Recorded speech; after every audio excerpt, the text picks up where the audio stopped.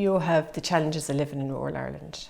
And probably if you were to write out all the positives, you'd have a longer list of negatives, but it still wouldn't change what I feel about the countryside, you know. So we have connectivity problems, you know. So to get internet here is a nightmare. I'm running a business here, and I need internet. So on a rainy day, my internet works pretty badly. I have to drive up the road to where there's a hill to download an email. I think we need to see more digital hubs, and broadband, of course. That's an obvious one, and I know we've heard a lot about it in the last 10 years, but it's still way off where it should be. Standard house, a lot of houses don't have broadband. The houses that do have it, we might get one or two make. We need to see more rural transport. The government can definitely do more there to support that. Public transport, again, in rural Ireland, you know, it's not up to scratch, especially when the rail service only serves the major cities and major towns. The challenges that I would see from my work within the development, West Cork Development Partnership Company, on the farming front, is incomes would be constantly under pressure for the dry stock sector, beef, sheep, tillage starting to fall into that. And I suppose while it's good that the dairying is prospering and people are growing in that sector, I suppose we need to find a new or something different alternative for the people that have been in traditional systems.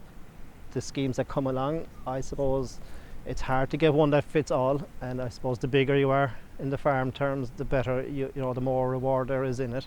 So I suppose my thinking is if we could front load schemes to the smaller, more I suppose traditional farms that would need a higher income at smaller output levels, is one way of sustaining the communities, and at the same time not driving them down the road of trying to expand and keep up with a growing dairy sector. There isn't going to be a future for all farmers that currently there. So I suppose what we need, while I'm in favour of, and that is the policy within the partnership company, is to keep farmers farming and keep rural communities prosperous. And people do lead to prosperity. They spend money, keep schools, keep businesses rolling, services. It's hard to find the alternatives that would keep a wider sector of population going. So we need to be creative around all these things. Our children play football for our local club, Tigmacarrig. They're actually very, very stuck for numbers. They love, our two twins, they love hurling, and they played for Tigmacarrigs, but there isn't enough numbers to make a team. So there's actually 4, and there's another a fifth one joining now. The local hurling clubs are amalgamating to make one team.